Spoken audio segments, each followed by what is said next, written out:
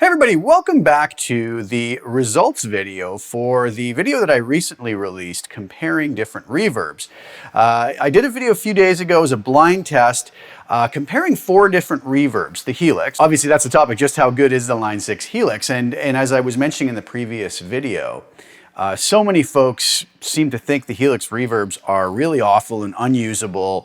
And I like to do these comparisons to just sometimes show that maybe, just maybe, they're not quite as bad as everybody thinks they are. So what I did was I compared the Helix Plate reverb, which is one of their legacy reverbs, and probably one of the ones a lot of folks would lump into the category of not being so great. And I compared it to a Strymon Blue Sky Pedals Plate reverb, fairly highly respected reverb, a Fractal FM3's Sun Plate, and then the IK Multimedia Sunset Sound Reverb as well, which is a plugin that I used in the DAW. And I didn't really ask anybody to tell me which they thought was which. I thought that would probably be kind of silly, as it would, I don't know, it'd probably be next to impossible. People could guess at it and some would get it right, some wouldn't. I don't think there was anything signature about any of the sounds that would have really pointed to anybody knowing which one was which. But I did ask people to just tell me which one they preferred, and most people ranked them sort of A, B, C, and D, which was really, really wonderful. When I show you the results, just keep in mind the numbers might look a little weird simply because some people didn't vote for all 4. They might have said, I prefer A, and that was it, or I prefer D, and that was it. Others ranked them in order. Most people ranked them in order. So if the numbers don't add up, sort of going, why did, you know, so such and such get more votes or less votes, it's because that was the way the rankings kind of went. So what I'm going to do today is I'm going to show you the results really, really soon. And then I'm just going to show you the settings and the methodology that I used to do this. And we'll see what happens. So without further ado, here's the results. Okay, so what we see here is Strymon was tone A, the IK Multimedia Sunset Sound Reverb plugin was tone B, the Fractal FM3 was tone C, and the Helix was tone D. So let's take a look at these results. You know, since they're ranked, it's hard to say, you know, here's how everything placed, but I actually think we can kind of come to some really more than obvious conclusions here. It seems that Strymon was the most preferred reverb, followed rather closely by the Fractal FM3, followed by the Helix, then followed fairly far behind, I guess, the IK Multimedia. We can see it had the most last place votes at 20, followed by Helix at 15, Fractal at 7. And interestingly enough, the Strymon got absolutely 0 last place votes. Very interesting.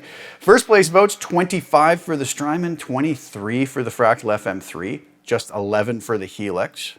Very low on the IK Multimedia plugin at 8. Second place finishes dramatically in the favor of Strymon. Fractal and Helix tied in that department. Third place, Strymon got 8, IK Multimedia got 10, Fractal 9, and Helix 13. So interesting stuff here. I don't know what conclusion we can really come to from this other than people's preference. Now, one thing that was extremely interesting was, along with some folks' votes, they also said they almost all sound identical, but, you know, kind of alluded to, if I had to guess, here's what I would say. I would be very curious to see if I took these same files, reordered them again, and asked everybody to do the same test again, if the results would be the same, or if this was just kind of a reaction to what they heard at that moment, and maybe their decision would be different or opinion would be different at a later time. These are always fascinating to me, and that might be something that might be kind of cool to do in the future. Let me know if that's something that might interest you, just to sort of see, you know, sample them all again and see what the outcome is once again after that. There was also a lot of other comments where folks said, you know, honestly, I'm fine with all of them. They all sound different but good, and I would use any one of them. Some folks said it really depends on the situation I would be using them in. And I think my final kind of take on it would be the same. I would say, you know, if I was forced to use any one of those reverbs, I would be perfectly fine with it. I wouldn't even bat an eye. I would just grab one and use it. Are there some that I would prefer more in a particular situation? Possibly. I would have to wait till that situation arose to listen to it and go, oh, you know, in this case, this one works better. In this case, this one works better.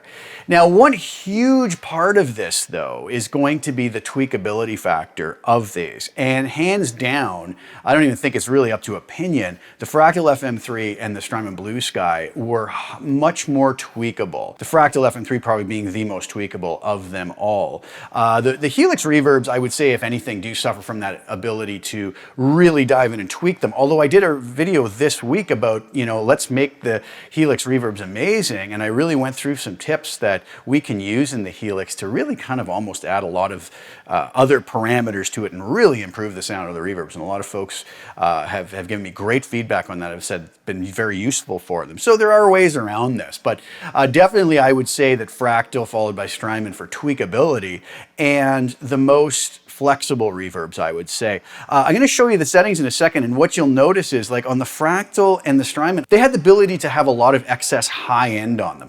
Not necessarily in an overtly usable way, maybe except for special effects, but we can easily dial that back, which I did in this video to kind of get them more in the ballpark of the Helix and the Sunset Sound plugin, which were inherently a little bit darker, I would say, just a little bit less ability to have this high end. A whole bunch of extra high end in a reverb is not necessarily a great thing. It depends on the quality of the high end reverb tails, but a lot of times that can just have the ability to get in the way of other elements in a mix.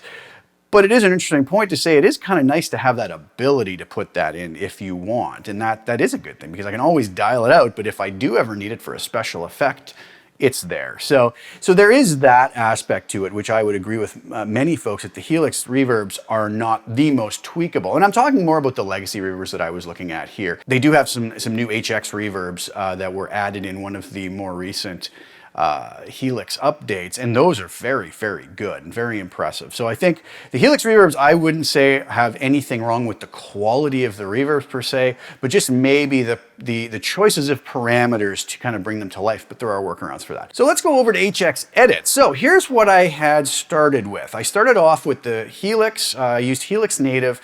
Here's their Legacy Plate reverb. The settings I used were a decay of 5, pre-delay of 20 milliseconds, low cut and high cut turned off, just because, like I said, there was so much more brightness and high end available in the Strymon and the Fractal units that I just wanted to keep the low cuts and high cuts off in the Helix so we could really hear the upper extension of high end on these reverb tails and hear what the quality of those were like. And then I kind of adjusted the FM3 and the Strymon to bring it kind of more in the ballpark of what those sounded like.